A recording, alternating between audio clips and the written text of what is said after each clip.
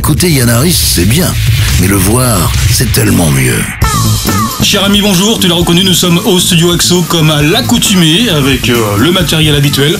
Nous sommes le mercredi 18 mai et dans exactement 20 minutes, je suis un petit peu en avance, eh bien le grand Alain Dorval, la voix française officielle de Sylvester Stallone, Rambo, Rocky, etc., la voix de Skyrock dans les années 90, eh bien sera ici, il va arriver et on va enregistrer eh bien un habillage d'antenne pour une radio dans l'esprit de Skyrock des années 90, sans copier mais en s'inspirant. Et ça va être pour moi une très grande session, une grande expérience, puisque derrière ce travail d'enregistrement avec Alain Dorval, qui est quand même Alain Dorval, eh bien derrière on va devoir livrer une production à la hauteur du personnage. Voilà, je mettrai cette caméra comme d'habitude en séance et en cabine avec lui, comme ça vous pourrez voir le backstage, Alain Dorval en train d'enregistrer un habillage d'antenne. À tout de suite.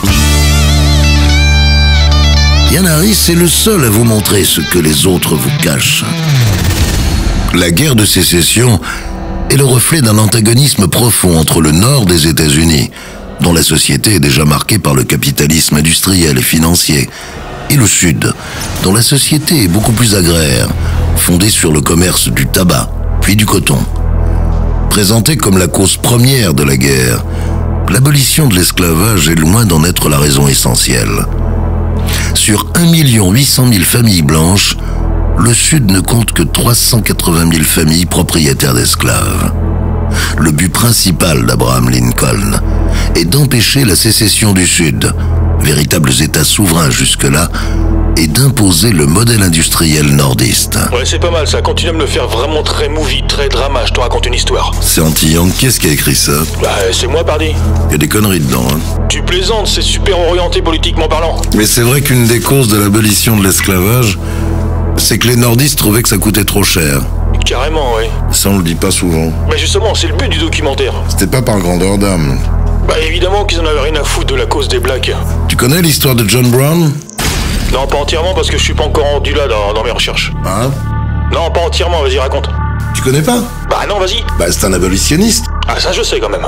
La chanson John Brown's Body Lies a Moldering. Ah, c'est lui. Ouais. Vas-y. Et avant la guerre de sécession, il s'est battu avec un certain nombre de mecs, ils ont fini par être assiégés. Alors ce qui est amusant, c'est... Bon, et puis il est mort avec tous ses petits potes. Comme beaucoup. Et il était pour l'abolition. Et en fait, Gloria Alléluia, la chanson est connue.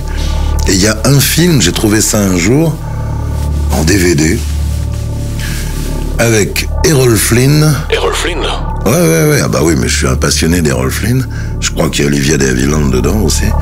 Et comment il s'appelait cet animal qui a été président des États-Unis? Reagan. Ronald. C'est Reagan. Oui. C'est il avait un rôle quasiment aussi important que celui de Flynn.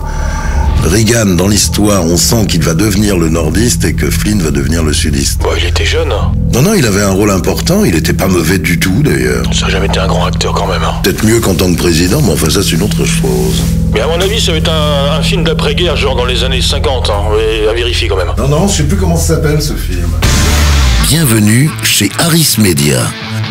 Leur mission, vous faire remarquer.